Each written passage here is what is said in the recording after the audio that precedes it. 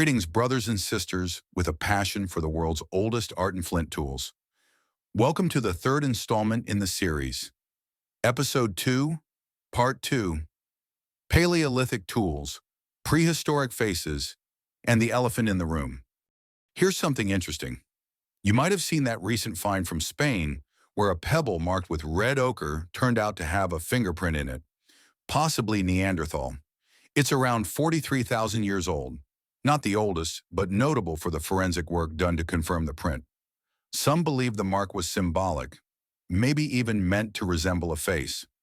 Now compare that to this tool from my site here in the UK. It also has a clear ochre spot, deliberately placed, not just a smear. But notice the worked arch just above it. It makes a strong eye feature. And when you look closer, you can make out other facial elements in this multi-tool. It suggests a mind doing more than just surviving, one that marked objects with meaning. And it's functional too, cutting, scraping, sawing, all with a familiar cortex grip for comfort. It's practical and has obvious symbolic use too. You might remember the Achillean hand axe from the last installment, where I pointed out a basic face profile in it. It's probably at least 500,000 years old, and if we factor in the patina, possibly much older, maybe even into the millions. I'll cover the science of patina in another episode. Now compare that face to the one in this flint scraper on the left here. Look closely. The three key details are all there: nostril, eye, and mouth, in very similar positions. You could interpret this as a kind of chimpanzee-like face profile, although that's subjective and not really the point right now. Let's go back to the tool I showed earlier, the one with the ochre spot. Again, those same three features are all distinct, present, and in comparable positions. This is how I approach these artifacts, using a consistent topological method of analysis. And keep in mind, these aren't even the best examples, just a few easy comparisons from tools I had on hand. Before we get on to the more unusual finds, the suspected pterodactyls, dinosaurs, elephants, and even what look like worked dinosaur fossils, I need to finish showing the full range of Paleolithic tool types from the site. And honestly, the only way I can keep this going is with your support. So please, share this video on Facebook, like, subscribe. All of that genuinely helps. I'll get straight back to work on the next installment. There's a lot more to come.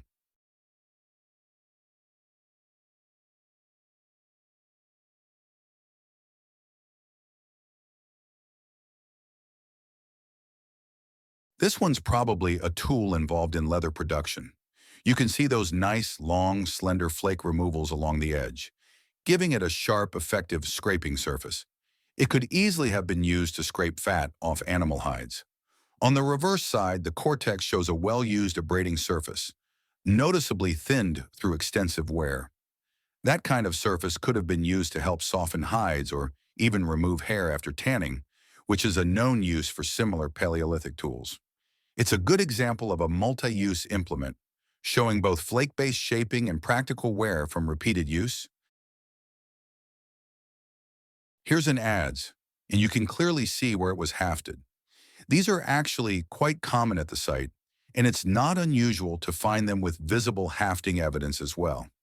Interestingly, the development of patina through hydration appears to have been suppressed where the tar-like fixing agent and wooden shaft once were, supporting the idea that it was hafted for a long period. This tool was likely used for mining flint and flint fossils directly from the chalk.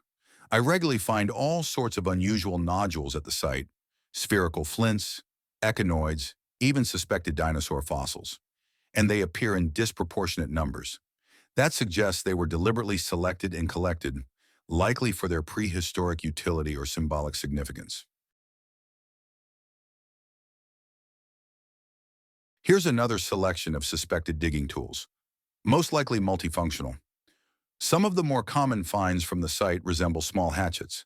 They're not heavy enough for tree felling, but they could have been very effective for digging or even used as weapons. Their size and form suggest practical utility across a range of tasks.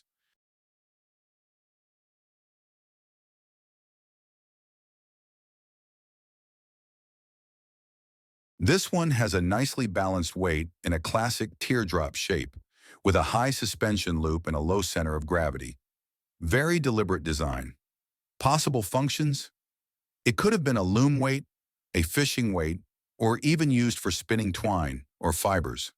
The form suggests it was meant to hang steadily and apply tension, making it ideal for tasks involving cordage or textiles.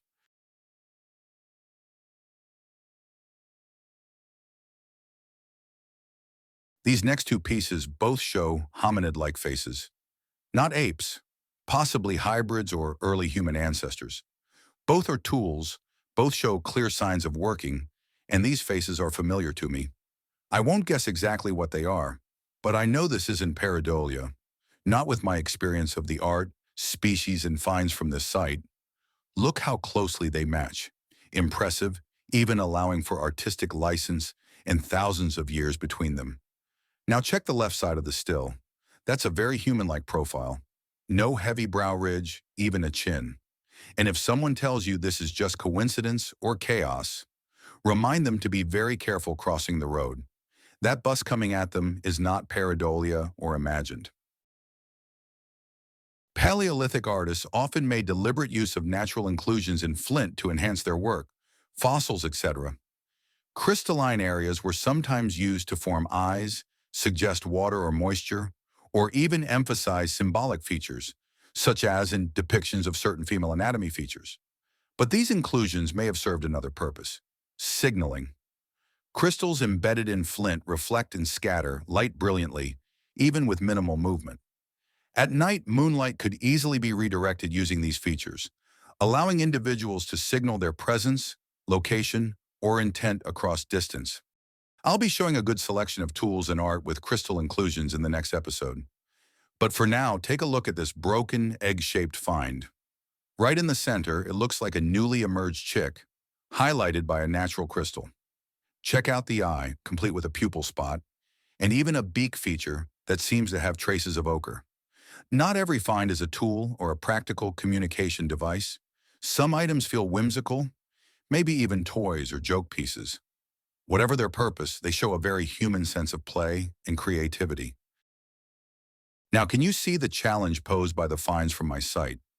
These artifacts exhibit complex and varied tooling functions, the kind typically attributed to cultures from the last few thousand years. Not hundreds of thousands or even millions. But it doesn't stop there. I've also uncovered objects that are clearly highly skilled artworks. I've demonstrated their authenticity across multiple levels through logical methodology, sound analysis, and scientific reasoning. You can read more in my papers and blog where I break down the evidence in detail. What makes this even more disruptive is that many of these artworks depict creatures that, according to the established timeline, shouldn't even exist in these layers. Not just dinosaurs, but gorillas, chimpanzees, tortoises, and even human-like figures resembling modern Homo sapiens. These finds don't just challenge current archaeological assumptions, they call for a complete reevaluation of accepted evolutionary and cultural timelines. The evidence I present doesn't fit the mainstream narrative, and that's exactly why it's so important. At the most basic level, the fossil record is not a reliable indicator of what didn't exist. And yet that's exactly how many archaeologists and YouTubers treat it. You hear statements like, "These tools were made before Homo sapiens existed," as if the absence of fossils is solid proof. But that kind of reasoning is deeply flawed. It's simplistic and, in all likelihood, extremely inaccurate. The fossil record is fragmentary at best, shaped by chance preservation, erosion, and what we've happened to find so far. Building rigid timelines on that kind of uncertainty is not just unscientific, it's misleading. This field has been stagnant for decades. Not much has moved since the work of the brilliant Ursula Benekendorf. No one has revealed as much as I have. Complex artifacts, clear artwork, even animations showing tools in use. And no, I'm not talking about those who spam Google with clickbait, lie about my finds, research, and the authenticity, peddle rocks as gold, hide malware, or twist my work into their own without credit. Some publish bogus papers or bungle statistics so badly they shouldn't be writing at all, and they know exactly who they are. But if you're not one of them, If you genuinely want to see this breakthrough research reach the public, then please share it. Because yes, it will be plagiarized again. It always is. If you want the truth, real cutting-edge research, you're looking at the source. My finds speak for themselves. So long, take care, and I hope to see you next time.